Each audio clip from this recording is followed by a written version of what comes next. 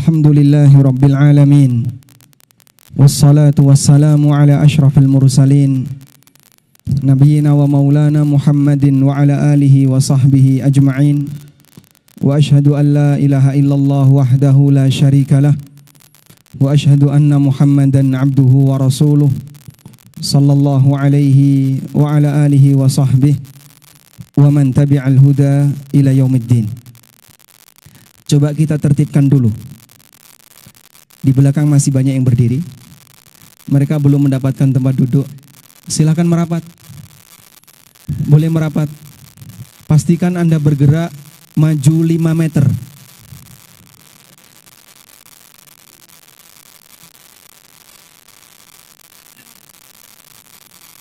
Barakallahu fiikum. Jazakallahu khairan. Baik, yang sebelah kiri juga coba diupayakan bergerak.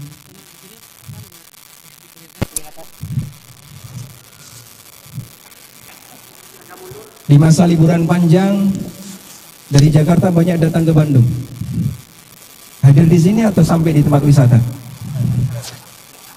Baik, silakan boleh merapat yang belum dapat tempat duduk.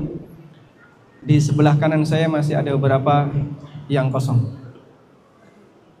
Tafassahu fil majalis yafsahillahu lakum. Berikan kelonggaran di majelis. Semoga Allah Subhanahu wa taala memberikan kelonggaran untuk urusan kita. Kita mau belajar tentang bagaimana hidup tawakal.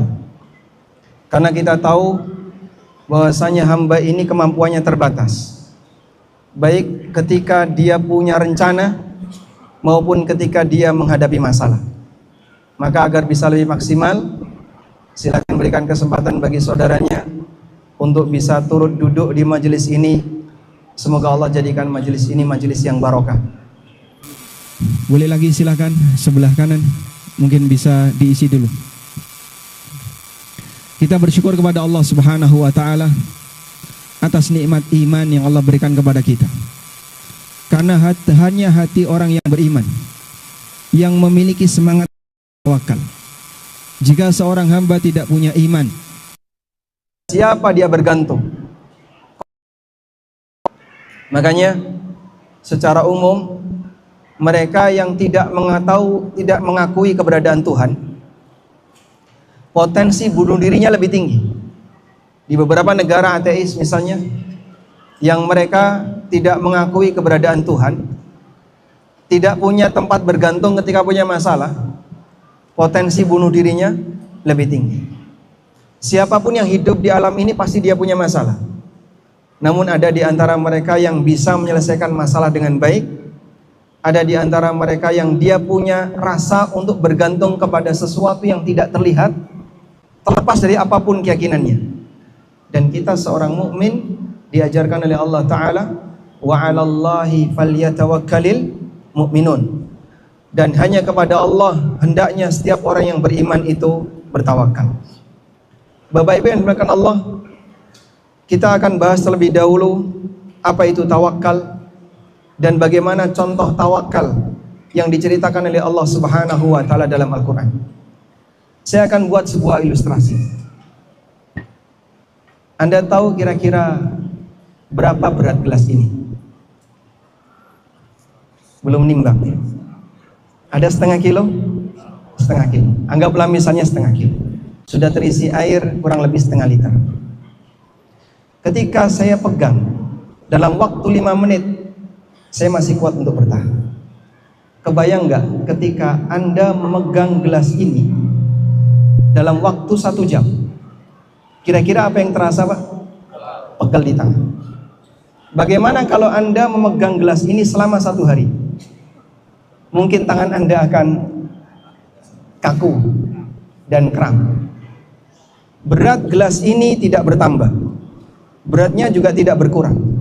Masih sama antara berat kemarin dan hari ini. Tapi ketika Anda pertahankan seperti ini dalam waktu yang lama, Anda yang capek. Bagaimana solusinya? Letakkan. Begitu Anda taruh, Anda lebih bisa tenang. Dia tidak hilang, tapi Anda serahkan kepada yang lain. Inilah kurang lebih makna tawakal. Seorang mukmin pasti dia punya masalah. baik ketika dia ingin mendapatkan sesuatu atau dia punya musibah yang menimpanya. Dan ketika itu hanya dia pikirkan, fokus dia pikirkan, masalah itu bisa jadi tidak hilang. Dan dalam kondisi yang sama dia akan capek dan lelah. Kenapa tidak dia serahkan kepada Zat yang maha kuasa atas segalanya? Disitulah seorang hamba diajarkan untuk semeleh, orang Jawa menyebutnya, menyerahkan masalah kepada Zat yang maha kuasa. Setelah dia berusaha untuk mengambil sebab dalam rangka mendapatkan apa yang dia inginkan. Dan tawakal bisa kita bagi menjadi dua. Pertama, tawakal ketika kita punya rencana. Yang kedua, tawakal ketika kita punya masalah. Dua-duanya diajarkan dalam syariat kita. Tawakal ketika kita punya rencana. Allah Subhanahu wa taala berfirman, "Wala taqulanna li syai'in inni fa'ilun dzalika ghadan illa ayyasha Allah." Jangan sampai kau mengatakan, "Inni fa'ilun dzalika ghadan." Aku akan melakukan A, aku akan melakukan B keesokan harinya. Illa ayyasha Allah, tapi ucapkanlah insya Allah. Ucapan insya Allah ketika seorang hamba punya rencana tertentu. Saat dia menginginkan A, punya rencana B, punya planning C, dan seterusnya. Kita diajarkan, ketika kamu punya rencana itu, kembalikan kepada Allah yang maha kuasa. Karena manusia hanya bisa mengambil sebab, tapi yang mewujudkan akibat hanya Rabbul Izzah, Allah Azza wa Jalla. Karena itu, kalimat afirmasi yang diajarkan oleh Nabi Sallallahu Alaihi Wasallam kepada umatnya, bukan kalimat aku bisa, aku sanggup melakukannya, aku hebat, aku bisa A, bisa B. Kalimat afirmasi yang diajarkan Nabi Sallallahu Alaihi Wasallam adalah pengakuan lemahnya hamba di hadapan Rabbul Izzah. Karena itu Allah Subhanahu wa taala mengajarkan kepada kita, wala taqulanna li syai'in inni fa'ilun dzalika ghadan. Jangan kau memastikan aku akan lakukan A, lakukan B. Kembalikan kepada Allah Azza wa Jalla, Zat yang maha kuasa atas segalanya. Sehingga Nabi SAW juga menyebutkan dalam hadis riwayat Bukhari Muslim, ihris ala ma yanfa'uka wasta'in billah. Bersemangatlah kamu dalam mendapatkan apa yang bermanfaat bagimu. Tapi tidak hanya sebatas berpangku kepada kemampuan. Wasta'in billah, mintalah pertolongan kepada Allah. Sehingga seorang muslim ketika dia ingin punya rencana tertentu, dia tidak pernah melupakan Zat yang menguasai seluruh alam, tidak pernah melupakan Zat yang mengatur seluruh alam. Maka dia selalu minta pertolongan kepada Allah Azza wa Jalla sebagai bukti iman dia, kalau dia adalah makhluk yang tidak bisa mewujudkan akibat. Kemampuan makhluk hanya bisa mengupayakan sebab, tapi hasil tetap Allah Subhanahu wa taala yang menentukan. Seperti inilah kalimat-kalimat afirmasi yang seharusnya kita ucapkan. Maka Anda misalnya setiap pagi dan sore diajarkan Nabi sallallahu alaihi wasallam untuk membaca Sayyidul Istighfar. Bagaimana kalimatnya? Allahumma anta rabbi la ilaha illa anta khalaqtani wa ana 'abdu. Engkau ciptakan aku, wa ana 'abdu, aku hanyalah seorang hambamu. Kemudian wa ana ala ahdika wa wa'dika mustaqim. A'udzu bika min syarri ma sana'tu. Abu'u laka bi ni'matika alayya wa abu'u laka bi dhanbi. Aku akui ya Allah dengan aneka nikmat yang telah Engkau berikan kepadaku. Bukan karena kehebatanku, bukan karena kemampuanku. Apapun prestasi yang Anda punya, murni karena pemberian Allah Azza wa Jalla. Dan dengan cara seperti ini, maka seorang hamba tidak akan punya sifat ujub di hadapan Allah. Sebab ujub itu timbul pada saat seseorang terlalu bangga dengan nikmat dan melupakan Zat yang memberi nikmat. Dia bangga dengan nikmat dan melupakan Al-Mun'im, Zat yang memberi nikmat. Di saat itulah dia akan ujub. Karena itu Orang yang selalu menjaga dirinya agar tidak ujub, maka setiap usaha apapun yang dia lakukan, dia tidak terlalu mengembalikan kepada potensinya, tapi dia kembalikan kepada kuasa Allah Subhanahu wa taala. Punya rencana, dia mengucapkan insya Allah. Ketika dia berhasil, dia bersyukur kepada Allah. Saat dia memiliki sesuatu, dia kembalikan kepada Allah Subhanahu wa taala. Abu'u laka bi ni'matika alayya wa abu'u laka bi dhanbi faghfirli fa innahu la yaghfiru dzunuba illa anta. Tanamkan kalimat-kalimat afirmasi seperti ini dalam diri kita. Mungkin akan sedikit berbeda dengan apa yang dikatakan oleh para motivator, sehingga mereka mengajak manusia untuk mengatakan aku bisa dan kembali kepada kemampuan dirinya. Sebab kita ini lemah. Sebab kita ini lemah. Bapak, bukankah kita diperintahkan untuk mencari sebab ketika kita ingin mewujudkan sebuah akibat? Jawabannya betul. Usaha yang dilakukan oleh hamba ketika dia menginginkan sesuatu hanya di taraf mencari sebab. Tapi sekali lagi hamba harus mengakui bahwa yang bisa mewujudkan hasil hanya Allah Subhanahu wa ta'ala. Dan satu-satunya zat yang bisa menciptakan akibat tanpa sebab hanya Allah. Innama amruhu idza arada syai'an ay yaqula lahu kun fayakun. Ketetapan Allah ketika Allah menghendaki sesuatu, Allah hanya tinggal berfirman kun, maka jadi. Sementara hamba kalau ingin mewujudkan akibat, dia harus menempuh sebab. Hamba tidak boleh ketika ingin mendapatkan akibat tanpa mengambil sebab. Misalnya, pengen pinter tapi tidur terus, pengen kaya tapi nggak mau kerja, pengen berhasil tapi nggak mau usaha, dan seterusnya. Kau perlu sadar, kau tidak punya kemampuan kun fayakun. Maka ketika kau pengen A, kau harus menempuh sebab A. Dan ini bagian dari hikmah yang diajarkan oleh Allah kepada hambanya. Namun ketika hamba mencari sebab, di saat yang sama hamba juga menyadari Allah Subhanahu wa ta'ala yang menetapkan semuanya. Inilah metode tawakal yang diajarkan Nabi SAW dalam ilustrasi yang beliau sampaikan. Lau annakum tawakkalu haqqa tawakkuli. Kalau ketika kalian bertawakal kepada Allah dengan tawakal yang sebenarnya, la razaqakum kama yurzaqut tayr, maka Allah akan ngasih rizki kepada kalian sebagaimana burung dikasih rizki oleh Allah. Taghdu khimasan wa taruhu bitana. Dia berangkat di pagi hari dalam kondisi tembolok kosong, dan dia pulang dalam kondisi tembolok terisi. Yang dilakukan oleh burung ketika dalam kondisi temboloknya kosong, tidur di sarang atau dia terbang? Dia mencari makan, dia berusaha. Sehingga di sini menggabungkan antara dua hal. Yang pertama adalah menempuh sebab, dan yang kedua adalah tawakal terhadap hasil. Seorang hamba diajari untuk bersikap semacam ini karena dia mengakui dua hal. Satu, bagian dari hikmah Allah ketika orang ingin mendapatkan akibat harus menempuh sebab.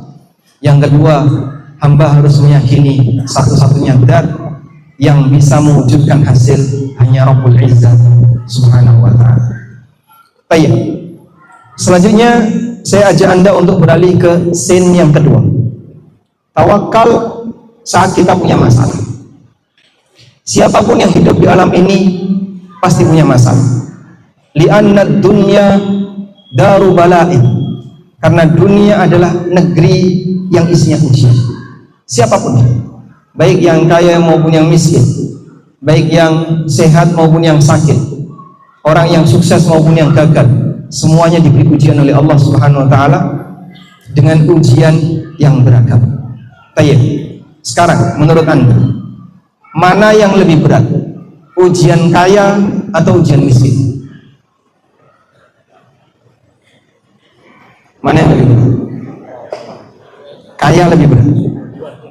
Dua-duanya. Menurut Anda lebih berat yang mana?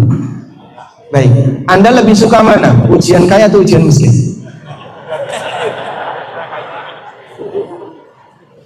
Dengan ujian kaya. Dua-duanya adalah ujian. Allah Subhanahu wa taala mengatakan, "Wa nabluukum bisyarri wal khairi fitnah."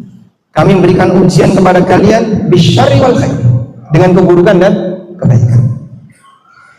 Apapun yang kita alami, baik yang kita rasakan sebagai sebuah kenikmatan atau yang kita rasakan sebagai sebuah musibah, kita perlu sadar itu semuanya adalah ujian.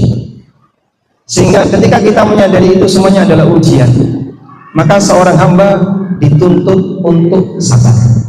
Keberhasilan seorang muslim agar dia naik tingkat untuk bisa mendapatkan derajat yang lebih tinggi adalah saat dia mampu melewati sebuah ujian.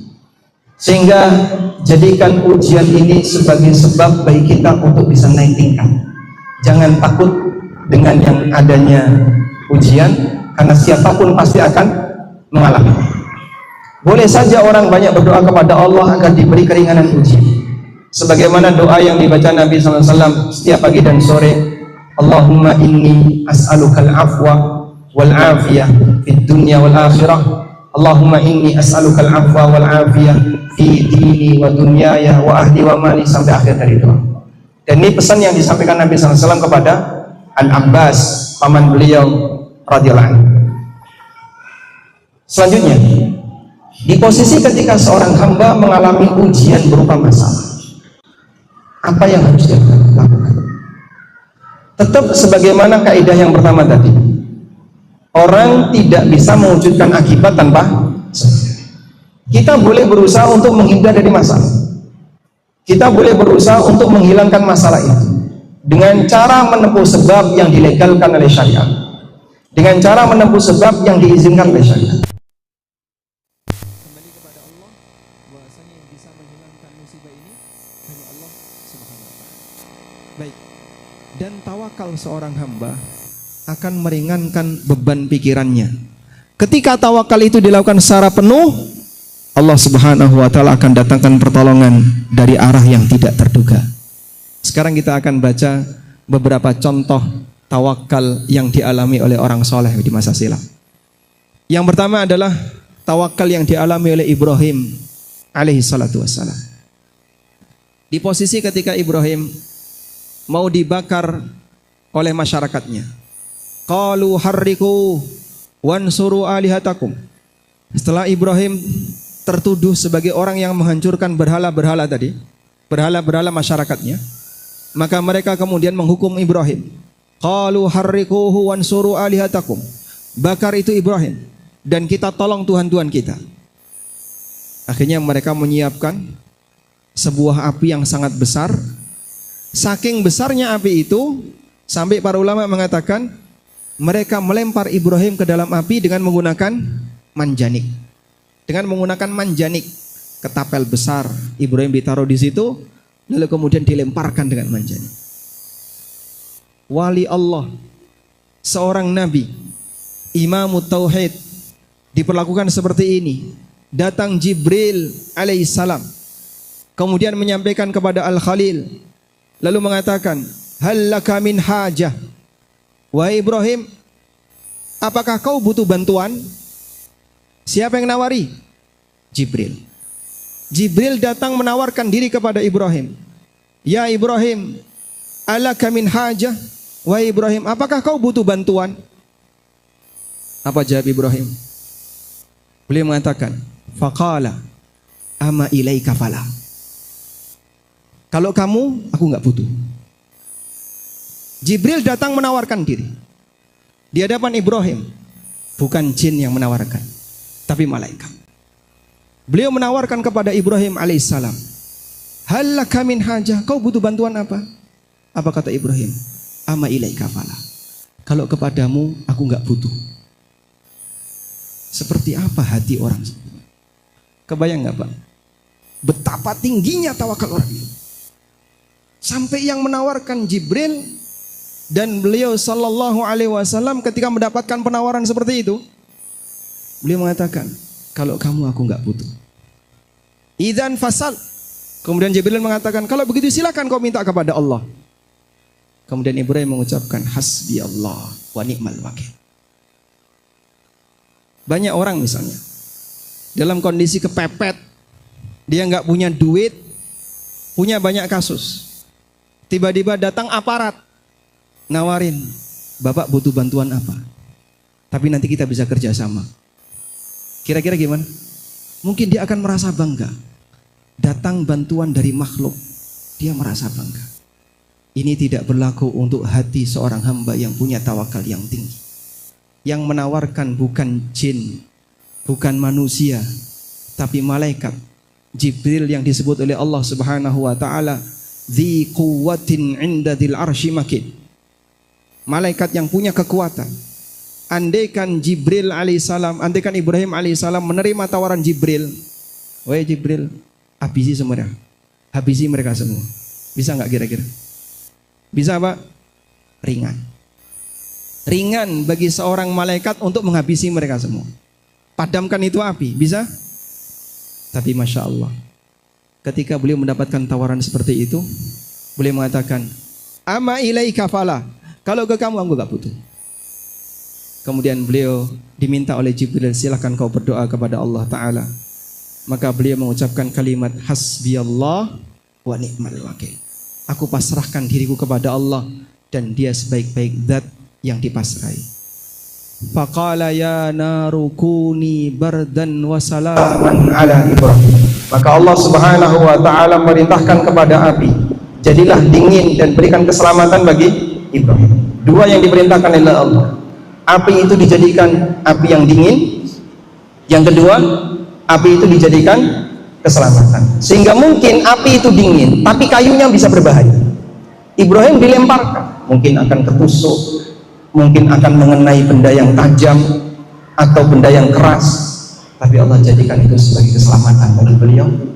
Dan selanjutnya ini menjadi mukjizat Ibrahim alaihissalam yang dikenang sepanjang masa.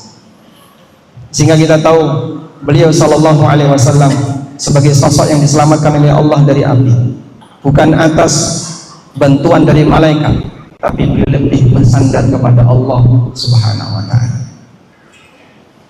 Kejadian yang sama dialami oleh Nabi Muhammad sallallahu alaihi wasallam.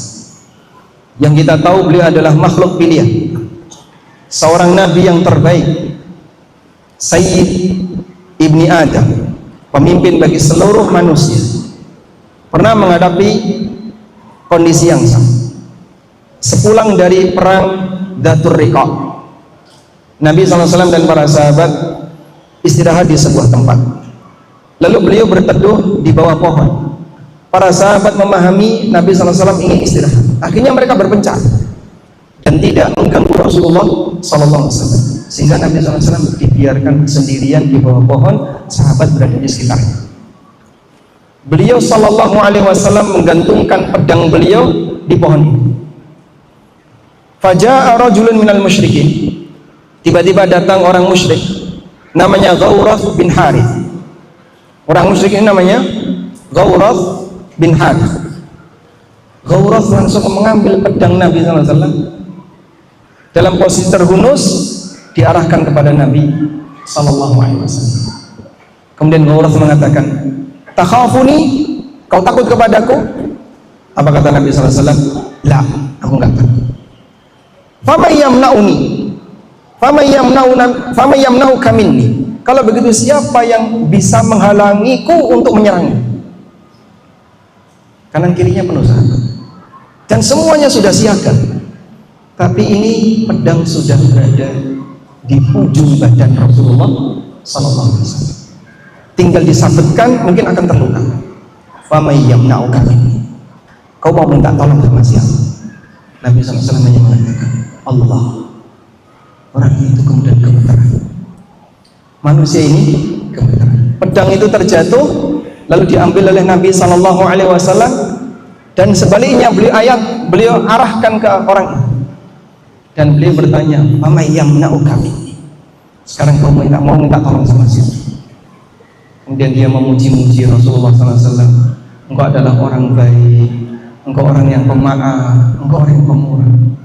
Sehingga minta kepada Nabi SAW untuk memaafkan.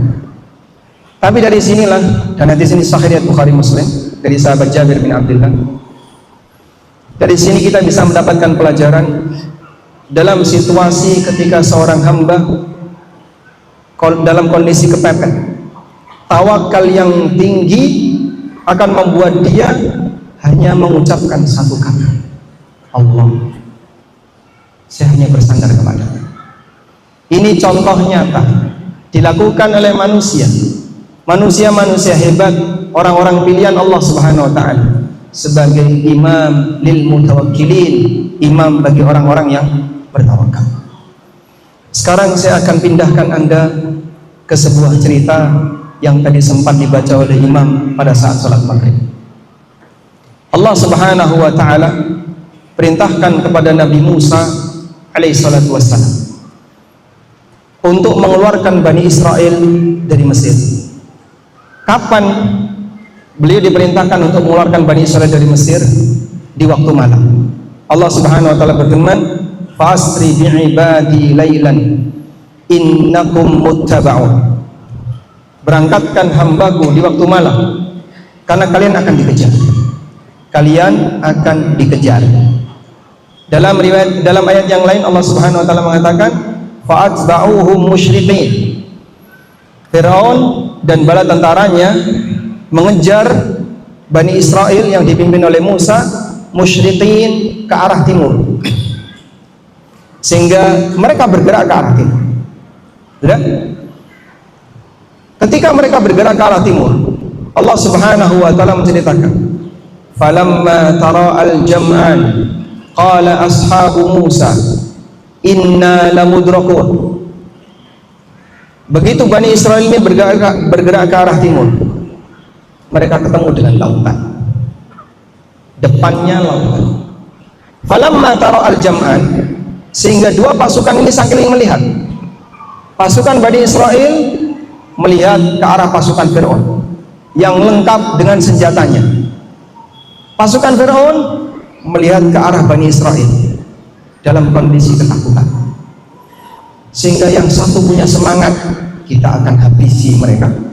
Yang satu dalam kondisi serba ketakutan, depannya lautan, belakang pasukan siap dengan senjata, maju mati, mundur mati, gak ada pilihan.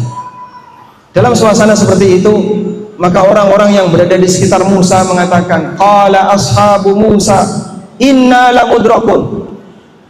Orang-orang yang berada di sekitar Musa mengatakan, kita pasti akan ketangkap, kita akan binasa di sini. Semuanya ketakutan. Tapi subhanallah, hamba yang punya rasa tawakal yang tinggi berusaha untuk mempertahankan tawakalnya, jangan sampai ketularan rasa takut. Keberanian tertinggi adalah saat dia pasrahkan dirinya kepada Allah Subhanahu wa taala. Apa kata Musa? Qala kalla inna ma'iya rabbi sayahdin. Musa mengatakan, enggak mungkin kita ketangkap. Inna ma'iya rabbi sayahdin, sesungguhnya Allah bersamaku dan dia akan memberikan petunjuk kepadaku. Anda perhatikan, saat Musa dalam situasi seperti itu, apakah tawakalnya Musa diarahkan ke tongkatnya Musa? Tidak. Beliau tidak mengatakan, tenang, ada tongkat. Beliau tidak mengatakan itu. Apa yang beliau sampaikan? Qala kalla inna ma'iya rabbi sayahdin. Beliau mengatakan, enggak mungkin kita ketangkap, Allah bersamaku, sayahdin, dan dia akan memberikan petunjuk kepadaku. Sampai di titik ini jamaah, apakah Nabi Musa sudah tahu apa yang harus beliau lakukan? Belum tahu. Disinilah mukjizat. Mukjizat itu berfungsi jika ada perintah, sehingga dia datang dari Allah, bukan atas inisiatif pribadi sang Nabi. Sehingga dari posisi ini Nabi Musa nggak tahu apa yang harus dilakukan. Fa'auhayna ila Musa nidrib bi asakal bahr. Maka kami wahyukan kepada Musa, pukulkan tongkatmu ke arah lautan. Fanfalaqa fakana kullu firqin kattawdil azim. Maka terbelahlah lautan itu, dan masing-masing belahan seperti gunung yang tinggi.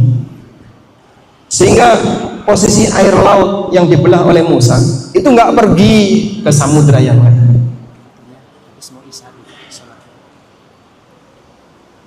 Masuk ceritanya kita sambung tahun depan. Salat Isya dulu, setelah salat Isya insyaallah kita sambung. Wassallallahu ala nabiyyina Muhammadin wa ala alihi wa sahbihi